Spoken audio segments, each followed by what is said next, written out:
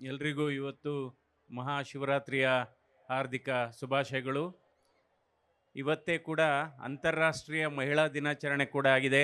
ಅದರಿಂದ ಎಲ್ಲ ಮಹಿಳೆಯರಿಗೂ ಕೂಡ ಈ ಮಹಿಳಾ ದಿನಾಚರಣೆಯ ಹಾರ್ದಿಕ ಶುಭಾಶಯಗಳನ್ನು ಹೇಳ್ತೇನೆ.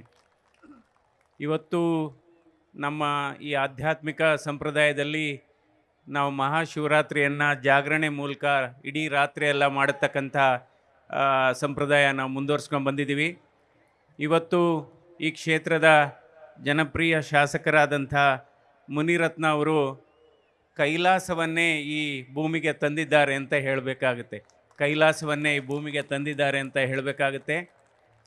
ಹಾಗೆಯೇ ಈಗಾಗಲೇ ನಾವು ನೋಡಿದ್ದೇವೆ, ನೀರಿಗೆ ಹಾಹಾಕಾರ ಇದೆ, ಬಹಳ ಸಮಸ್ಯೆ ಆಗಿದೆ, ಕುಡಿಯೋ ನೀರಿನ ಸಮಸ್ಯೆ. ಅಂದರೆ ಎಲ್ಲ ದೇವರಲ್ಲೂ ಕೂಡ ಈಶ್ವರ ದೇವರಿಗೆ ಒಂದು ವಿಶೇಷ ಗುಣಗಳಿದೆ. ಯಾಕೆಂದರೆ ಸಾಮಾನ್ಯವಾಗಿ ನೋಡ್ಬೋದು, ಮಹೇಶ್ವರ ಅಥವಾ ಈಶ್ವರ ಅಂದರೆ ಜಾಸ್ತಿ ಬಟ್ಟೆ ಹಾಕೋದಿಲ್ಲ, ಯಾವುದೇ ಒಡವೆ ಹಾಕೋದಿಲ್ಲ. ಅಂದರೆ ಈ ದೇವರು ನಿಜವಾಗ್ಲೂ ಸರಳತೆಯ ಸಂದೇಶ ಅಂತಲೇ ಹೇಳಬೇಕಾಗುತ್ತೆ. ಈಶ್ವರನ ಮುಡಿಯಲ್ಲಿ ಗಂಗೆ ಕೂಡ ಇದ್ದಾಳೆ. ಇವತ್ತು ನೀರಿನ ಹಾಹಾಕಾರ ಜಾಸ್ತಿ ಇದೆ.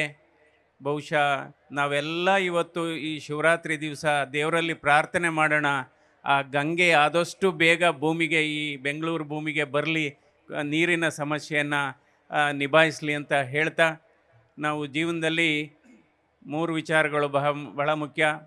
ಒಂದನ್ನು ಗೆಲ್ಲಬೇಕಂತೆ, ಇನ್ನೊಂದನ್ನು ಕಳ್ಕೋಬೇಕಂತೆ, ಮೂರನೇದು ನಾವು ಹಂಚಬೇಕಂತೆ.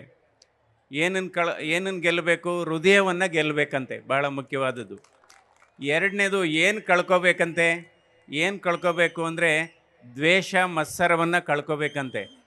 ಏನು ಹಂಚಬೇಕಂತೆ ಅಂದರೆ ಪ್ರೀತಿ ಮತ್ತು ಸಂತೋಷವನ್ನು ಹಂಚಬೇಕಂತೆ. ಸೊ ಇವತ್ತೆಲ್ಲ ನಾವು ಪ್ರೀತಿ ಮತ್ತು ಸಂತೋಷವನ್ನು ಹಂಚುವಂಥ ದಿವಸ ಇದು.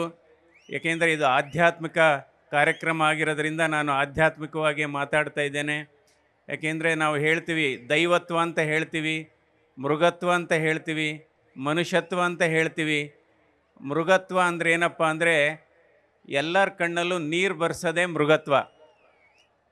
ದೈವತ್ವ ಅಂದರೆ ಯಾವುದೇ ಕಣ್ಣಲ್ಲಿ ಕಣ್ಣೀರು ಬರಬಾರ್ದು ಅನ್ನೋದು ದೈವತ್ವ. ಬಂದಂಥ ಕಣ್ಣೀರನ್ನು ಒರೆಸುವಂಥದ್ದು ಮನುಷ್ಯತ್ವ. ಇದು ಬಹಳ ಮುಖ್ಯವಾದದ್ದು.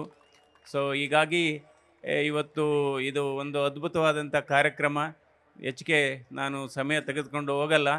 ಸೊ ಎಲ್ಲರಿಗೂ ಮತ್ತೊಮ್ಮೆ ಶಿವರಾತ್ರಿಯ ಶುಭಾಶಯಗಳು. ಶುಭರಾತ್ರಿ. ನಮಸ್ಕಾರ. ನ್ಯೂಸ್ ಫಸ್ಟ್, ನಿರ್ಭೀತಿಯಿಂದ ನಿಮ್ಮ ಪರವಾಗಿ.